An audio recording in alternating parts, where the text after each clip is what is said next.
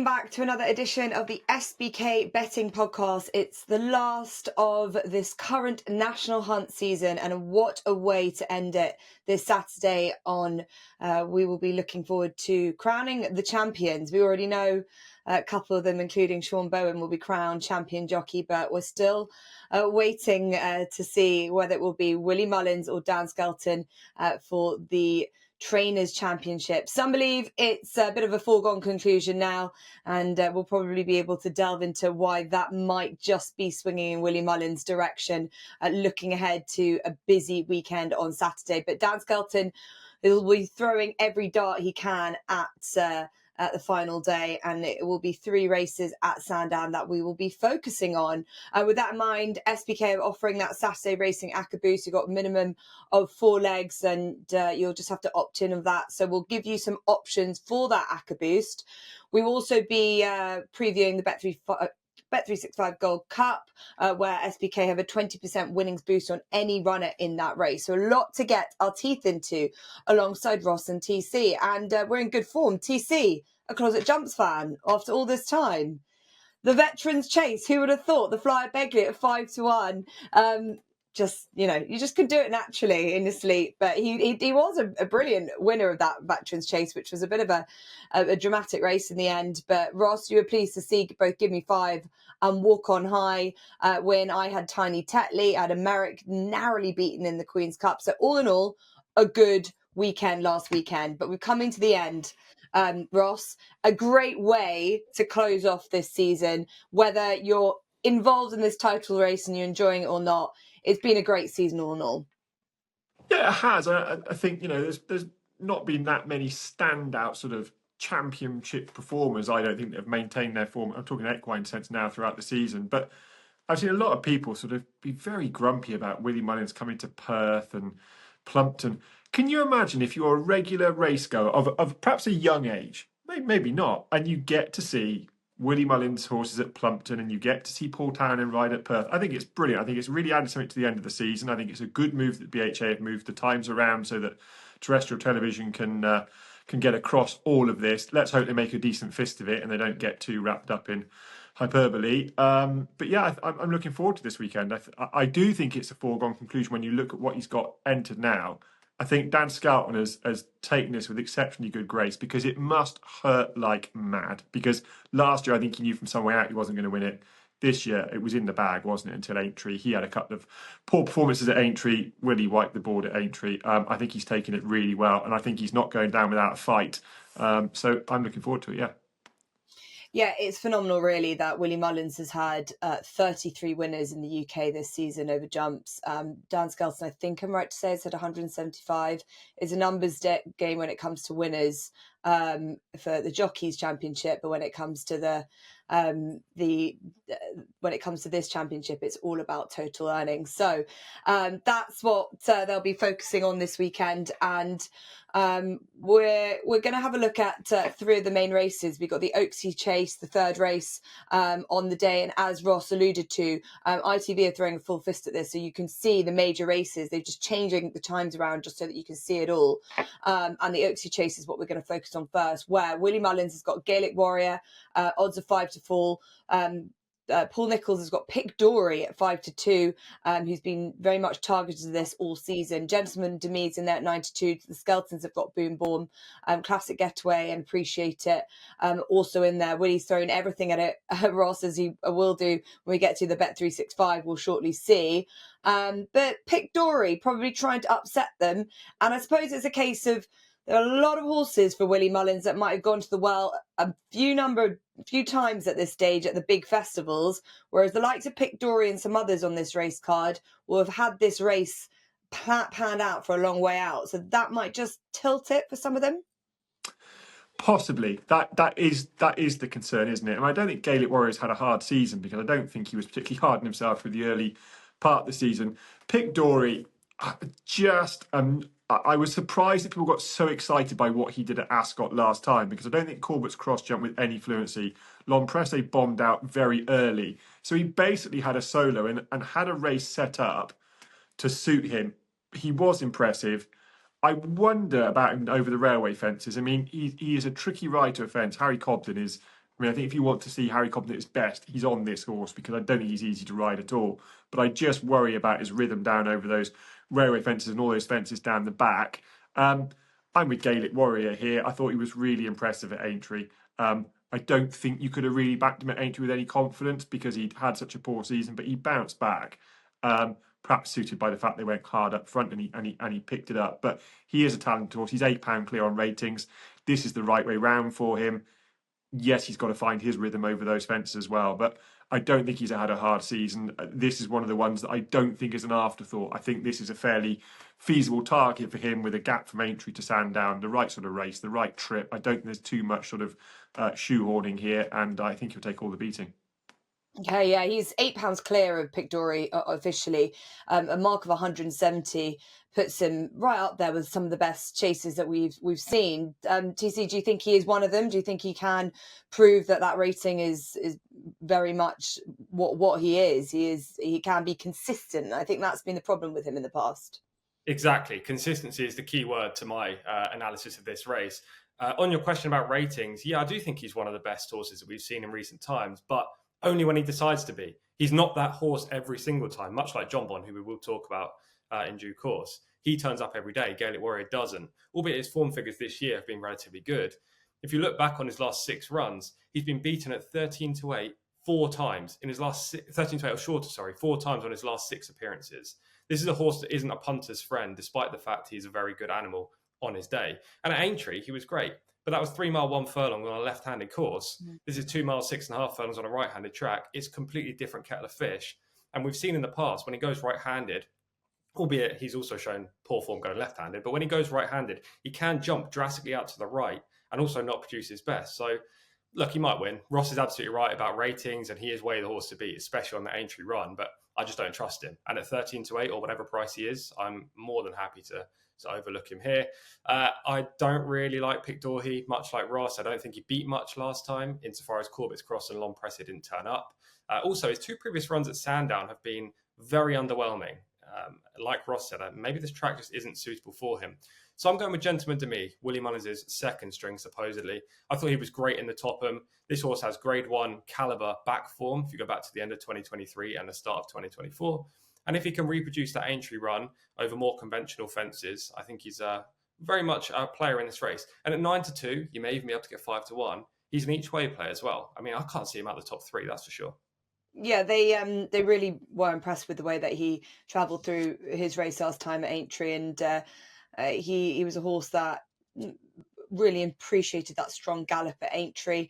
Let's see how Gentleman to Me can get on here and give Willie Mullins some important prize money in a race where he's got a good few darts here. Boomborn for Dan and Harry Skelton's going to have to improve a lot here. A good a horse as he is, he's not quite in that calibre yet, and a rating of 153 reflects that. Okay, well, the Oaksey Chase, it could be sewn up from a Willie Mullins perspective. Gaelic Warrior for Ross, Gentleman to Me for TC. What about when we move on to the Celebration Chase at 3:35? Because this is one of the ones where Dan Skelton's been saying that he's super keen to see some of his colleagues do well this weekend, and it could be John Bon that might just help him. But as much as this horse absolutely loves Sandown, he's going to have to fight up against the likes of Enegamine, who he has beaten before. We've got Ilated Tomp, who hasn't been seen for over a year. Can he perform after such a long time off the track? Only Willie Mullins could be able to produce a horse to do so. And I suppose, Ross, this is a horse that this podcast loves, John Bon. You can't knock him at all, other than Cheltenham, where he just seems to have a little bit of a crux at that place. He's pretty unstoppable. And it should be straightforward looking at this field. And I suppose the only thing I was thinking is what kind of Elate Tomp we could see. Yeah, I mean, of the two of us, myself and ice cold Tom Collins, I'm the warm, fluffy one that sometimes gets a bit attached to these horses and perhaps suffer from a bit of loyalty. And I love John Bon, I really, really do. Much like I love Constitution Hill, and I went against Constitution Hill at Aintree with Lossiemouth. I'm going against him here, Jess, and it's one clear reason, and that's Nico de Boinville isn't in the plate. Mark Walsh is. People don't like it when you criticise jockeys. And so I'll caveat that by saying they are the bravest men and women you will meet in equine sport. They're far braver than I've ever been on a horse, and I mean that sincerely. But much like when I was eventing, I was better on hot-headed, sharp horses than I was on lazy horses. Sports people, tennis players play better against people that bring the pace onto them. Every sport, people have talents within that sport, even at a high level. I don't think Mark Walsh is great on 2 mile chasers when he has to help them out. I just don't. I thought that showed on Mashborough at Cheltenham in the Arkle. I think he could have done a better job there. And I think John Bond takes a lot of knowing, and I don't think people have appreciated just how good Nico de Boinville is on him. So for that reason and that reason alone, I could just see John Bond's jumping not being as good as it will normally be. I'm going to go with Elete Tom. Got £9 to final official figures, but he is a horse that's chronically overlooked. He's got genuine Grade 1 form, but he sort of has often been seen as the second string. Last seen winning the Grade 1 novice at Punchestown over 2 miles. Before that, he absolutely sluiced up in the Manifesto Chase at Aintree up to 2 mile 4. His record fresh is excellent, off long layoffs and seasonal layoffs and short layoffs within the season. And he's trained by a master at getting these horses fit. I mean, I think this could have been his target, whether Mullins was going for the championship or not. Yes, there's Punchestown just around the corner, but I think he's a really classy horse. And if John Bond does underperform because he's getting used to Mark Walsh and vice versa, I think he'll be the one to capitalise. Yeah, it's interesting, isn't it? Obviously, Nico de Boinville's had that horrible fall, and best wishes to him as he recovers from that with a neck brace on. He's out obviously for the foreseeable future, so it's all changed jockey plans for Nicky Henderson. Mark Walsh steps in as JP McManus's first jockey. I doubt would have ever sat on the horse before, and I doubt will do before Saturday. And yeah, as you say, he takes a bit of knowing. He's definitely matured in his older age. He seems a much easier type of horse to manage, but you don't know how much that has been Nico just sort of getting the best out of him. So it is a really interesting angle here. If you are to play John Bond at the prices, I think it'd be a lot easier to go along with him with his trusted partner on board. But Elete Tom, that would be some impressive comeback after such a long time off. TC, how do you look at it? Would you think that Nico's a massive aspect of John Bond's sort of development and his winning sequence? It's an interesting thought, isn't it? And I fully respect Ross's opinion. Obviously, Ross has the benefit of riding horses before, not race horses, but eventing. I have no experience whatsoever. So my knowledge of a jockey and a horse's connection would be limited, just based on what I've seen and what I've heard, which, to be fair, is probably quite a lot. But I personally, I don't mind the jockey switch. I understand Nico's got a good relationship with John Bond.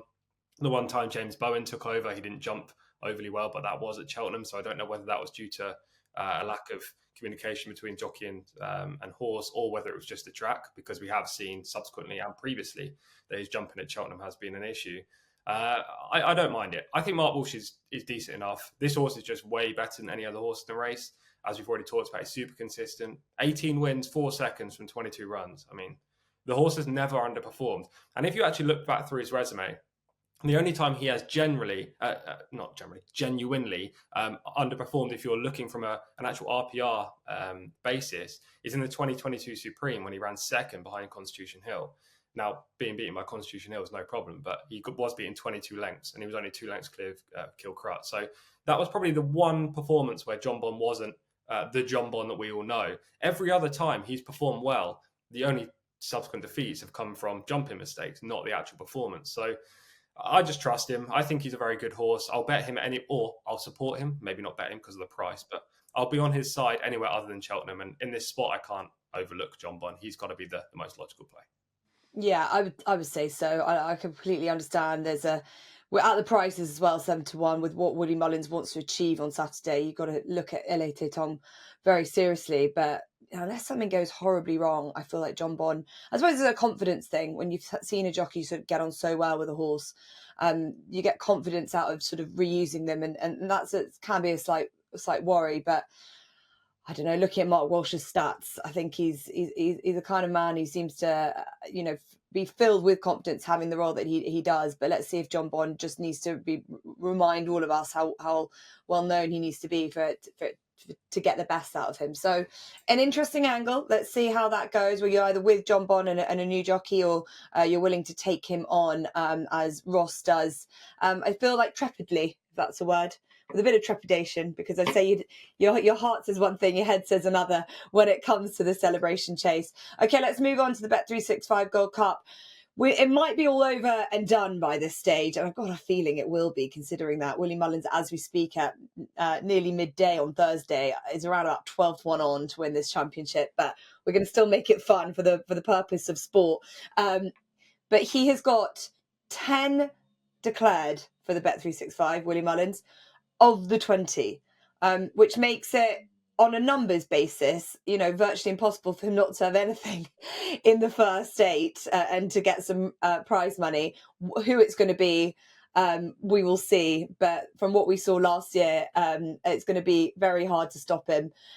Dancing City, one of them at 11-2. High Class Hero, 11-2. You've got Holy Smoke for the Skeletons at 7-1. Grange Care West is another Mullins at 8-1. Resplendent Grey, who I've got a fondness for, is 8-1. Transmission 10-1, and Manela Kakuna 12-1. Bigger the rest, including Clark Kent 14-1. Scottish National success for him.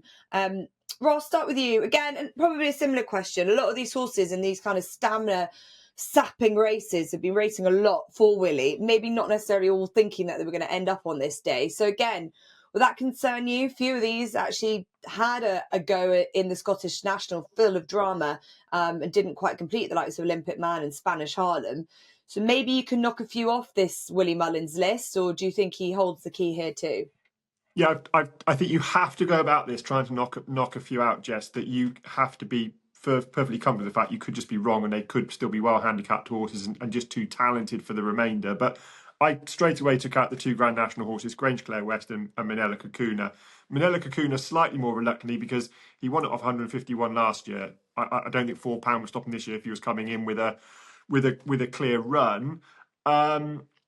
Grange Clare West, I thought, finished a very, very tired horse in the Grand National. I took out 3 under 3-5 as well, because I think he had a tough enough race.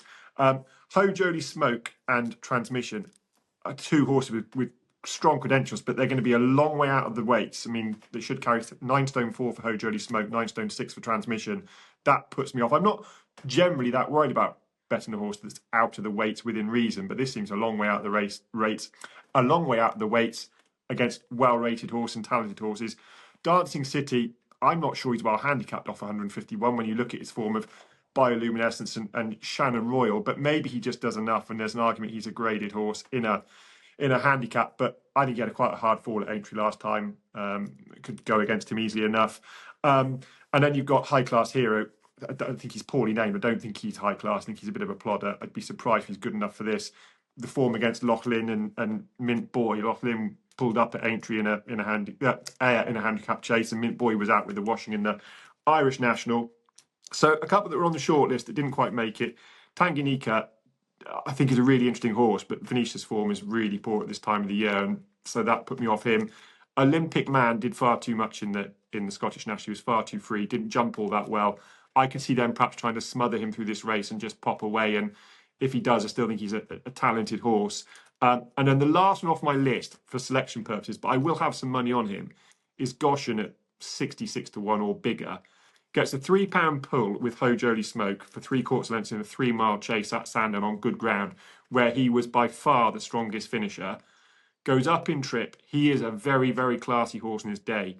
He's also a real monkey on his day, and quite what he'll make of a 20-runner Bet365 Gold Cup. I mean, I might just down tools, but at 66-1, I'll happily take a little bit of chance on him, but I didn't put him up as a selection.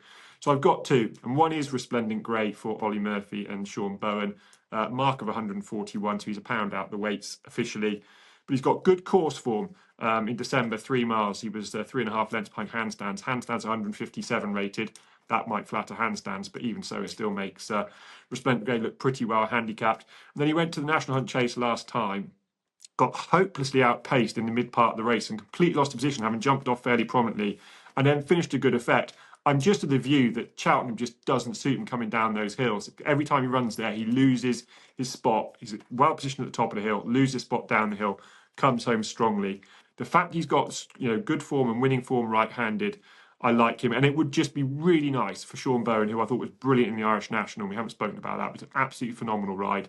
If he could land a real big pot on the final day to crown being champion jockey, because I think he is genuinely one of the best jockeys I've seen in the UK. I think he's flawless in everything he does. And unlike a lot of the top class jockeys, he'll give everything a ride every time. I think he's brilliant. And then the second one is Spanish Harlem. He was Paul Tanner's picking last year's Scottish National, quite well supported, given a lot to do, finished quite well. He's beaten 11 lengths. And he was then quite well supported this year. Brian Hayes rode him into 9-1 for the Scottish National. Got carried out before the race had really got going. He was still travelling well enough. He's got loads of experience in big field handicaps. He'll like this ground. So of the ones that went to air, he probably had the easiest race because he didn't, didn't get too tired. He's a decent double figure price, so I'll have a bit on him each way as well. Yeah, got carried out in the drama early on to Spanish Harlem, so we probably didn't see the best of him. So let's see if it's had an effect. But 40-1, 66-1 for Goshen. That is the Ross we love to see and hear when it comes to the end of the jump season. Some big price horses for a big race and a big staying handicap chase like this as well. I think fair play to mention Sean Bowen, that ride on his TT Couleur, just really advertised why he is the best. I think the confidence of going over to Ireland at a place he hasn't really race ridden that much at, and just ride them all to sleep in a way on a horse that just answered to every call. So excited to see what TT Couleur could do for the Welsh going forward next year. There's a bit of form line with this race with that in mind, and Resplendent Grey being in there as well, a horse that you like. Ross has got a cracking chance at 8-1, so I suppose you're it'll be good to see if Resplendent Grey can do that and potentially just help out Dan Skelton here. But as I said, TC, from what we can see, it's going to be very hard to kind of stop any of these from Willie Mullins' brigade. Probably a race where you're not going to be keeping this, with so much racing going on the flat at the moment, not at the top of your list. But have you got any thoughts on this big feature? In fairness, I will have a bet in this. Probably the only bet I'll have on the jumps this weekend, and that'll be Resplendent Grey. I don't really need to say why, because Ross has covered everything, which is perfect. But I've bet him the last twice. I've actually tipped him on the podcast at Cheltenham back in January, and then Cheltenham at the festival as well. In Cheltenham in January, I think I made him my nap of the week. It might have been next best, can't remember. But he was one of the two main plays. And as Ross said, he just didn't seem to handle Cheltenham. He got outpaced and then stayed on up the hill. And I thought, well, maybe that was just his performance and he needed further. So I bet him again at the Cheltenham Festival, thinking maybe it wasn't all just about the track. But I don't think he likes Cheltenham. That's the conclusion I've come down on. And I'm not very loyal, as Ross said earlier in the podcast. But with this horse, I feel like the switch of track means you've got to remain loyal to him. That form behind handstands was strong. And if you watch that finishing effort from Resplendent Grey over a shorter distance, this trip should be perfect for him. So I will bet Resplendent Grey in here. But I do want to mention Willie Mullins, because I think this is so interesting that he's kept Grange Clare West in the field. Obviously, I love the horse in the National. I actually think the horse would have gone very, very close, if not winning in the National, had he not made that mistake at the last. But keeping him in this race, carrying 12 stone, means that half of the field's out of the handicap. It's just a perfect way for Mullins to dominate this race even more than just having half the runners. It's very shrewd, and I love it. Yeah, it is a Willie Mullins tactic that is probably just going to seal it, and probably just sort of, again, just shows off why he is that bit of a genius. But he does have so much strength and depth. The fact that he can have all these horses running and also have an army of horses at Punchestown next week, he's pretty unstoppable. So full credit to the man. But it seems like we're all pretty keen on Resplendent Grey. Got those cheap pieces 50 for the first time. Hopefully Sandown can bring out more for him. Okay, those is a good look at the Bet365 Gold Cup. And before we move on, whichever you go for, there is a 20% winnings boost offered by SBK on any runner in that race. So that will really help if you're going to follow the likes of Goshen or Spanish Harlem, or at least we're all in agreement with Resplendent Grey. So that is it. I think that feel like the camp is thinking that this could be Willie Mullins' championship based on what we've gone for. It'll be a great day to follow wherever you'll be, and especially the fact that it's not just about the trainer's title. Sean Bowen will be crowned champion jockey for the first time. We've got champion conditional, champion owner, and it's always a great way to end out the season. There's also flat racing on Saturday from the likes of Haydock and Leicester. So considering it was a good weekend for Ross, you gave Give Me Five and Walk on High last weekend. What have you got for this weekend? I'm sticking to the jumps, Jess. It won't surprise you. The nap comes in the 3 o'clock, the select hurdle. Nicky Henderson trained, now James Bowen ridden, Lucky Place. I think he just simply didn't stay the trip in the stairs hurdle last time. It surprised me because I thought he would improve for going up in trip. Travelled really nicely through the race. He's a very professional horse. He was perhaps a little bit keen. I like the fact he's been given a chance to freshen up. He didn't go to Aintree. I think he'd be one horse that when he finished at Cheltenham, his next run was going to be here, coming back in trip. He'll like the track. He's won right-handed at Ascot. James Bowen's already ridden him before and has won on him before. So I think Lucky Place will get the better of Kitzbühel, who I wasn't very impressed with at Aintree. I thought he still looked like a big work in progress, despite the fact that he was too free and he didn't stay the trip, and perhaps coming back in trip will suit him. I think Lucky Place is more professional and will get the better of him in the 3 o'clock. And then my next best comes in the final race of the day of the season, the 4:45. And it's Ike Sport for Neil Moore Holland. Actually won this last year and took the race apart last year, was a wide margin winner. On that occasion, under a £7 claiming amateur. Doesn't have that benefit this time, and he is a little bit higher in the weights. But he went on from that run off 129, I think he went off last year. Went on to be third off a mark of 135 at Market Raisin, a decent handicap hurdle next time. Then went chasing, and it just didn't work out. He didn't jump anywhere near well enough. Has reverted back to hurdles for the second half of the season. I think his season has been built around getting his mark down to come back to this track, trip, ground that we know he likes. Neil Mulholland is a really shrewd operator, and I think that Ike Sport will probably be a decent enough price, but I think he's really interesting in the 4:45 to close the card. Yeah, also interesting that Lossiemouth, neither of them were declared in the end after so much back and forth about how the commentators were going to deal with that. But Lucky Place won't have to worry about them. I suppose Willie Mullins thinks that he's got all his races covered, so doesn't need her. So Lucky Place for Ross and Ike Sport as well. So that's in the 3 o'clock and the 4:45. Moving on back over to Tom, I trust if there's only one bet over jumps being Resplendent Grey, the rest of the options will be on the flat. Yes, exactly. We'd never have much time to look at declarations before filming this podcast, so it was a little bit of a mad scramble. There are a few I do like at Leicester, but I'm sticking to Haydock and then Donny for my nap and next best. The nap is at Haydock in the 5:25, and it's a horse called Tremolo for Harry Charlton. This son of bated breath just hated the heavy ground on his debut last year. He's a big horse, but he doesn't like cut underfoot, seemingly, based on that effort. They then went to Southall, and I thought he ran a really eye-catching race, finished third. They gave him a break, went back to Southall again, and this was a really good performance from Tremolo to get off the mark. He looks like a horse who's got plenty of upside, going to keep progressing. I think this is a really nice spot for him, a 0-85 handicap. He runs off top weight, he's rated 83. He could easily be a 100 rated horse in time. I'm absolutely certain of that. So hopefully Tremolo can get the job done and provide us with a winning nap at Haydock. Turf is a question mark, but good ground should be fine for him. And the next best runs at Donny in the evening at 6:25. So hopefully after we've already had a load of winners, you can reinvest in this one. And it's Dorney Lake for Michael Bell. Now this horse had an entry at Leicester in a really competitive 6 furlong handicap that was going to be shown on ITV4. But they decided to go to Donny instead for what looks to be a weaker race. He was considered pretty talented for Godolphin and John and Thady Gosden at the start of last season. He won a novice event and followed up in really good fashion, winning 2 of his first 3 starts. And then his form just kind of dropped off. I don't know whether maybe he didn't seem to train on in the late part of the season, whether he was running in races that were too strong for him, because he did compete in quite a few big field handicaps at some premier venues. But his form just went. And then they sold him for a very cheap amount. I think it was 11 grand or 18 grand or something like that. Michael Bell picked him up and he looked to be revitalised when he last ran at Yarmouth. Now, the question mark with this horse is Yarmouth his track? Because his 2 turf victories have come there. But I think he's capable of winning elsewhere. And this looks like a really good spot at Doncaster for Dorney Lake. So they're the nap and next best, hopefully 2 winners. Yeah, they've had a good start to the year. Anyway, on the all weather they did, the Bell team. So Dawning Lake for them in the 6:25 at Doncaster for TC, and Tremolo in the 5:25 at Haydock. Right, for me, I mentioned Resplendent Grey. We all have, so don't need to worry about that. I'll just give you one more.